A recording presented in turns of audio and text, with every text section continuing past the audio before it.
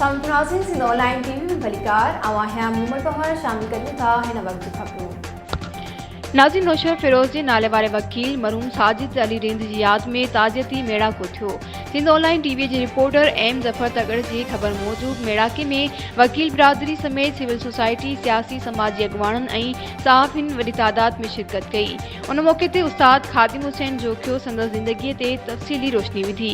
उन मौके ते बार जे जनरल सेक्रेटरी अयाज़ मरी, GDA अगवान बिलावल जदोई, सीनियर वकील शौकत बोयो, मंजूर अहमद मुगल, माशूक अली वगण, अमर इम्तियाज़ मेमण, सीनियर वकील शेर मोहम्मद उजण, सरफराज कुरैशी, जाहिद हुसैन रिंद ऐं संदसि हमदर्द यूनिवर्सिटी जे क्लास फेलो दोस्त साजिद अली गोरड़ ॻाल्हाईंदे चयो त असांजो भाउ साजिद रिंद वॾो ज़हीन ऐं होशियार हुयो।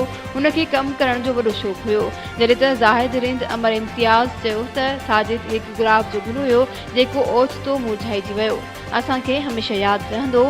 स्टेट सेक्रेटरी जा फ़राइज़ अज़हर रिंद ॾिना। मरहूम साजिद रिंद जी मग़फ़िरत जे लाइ दुआ पिणु घुरी वई।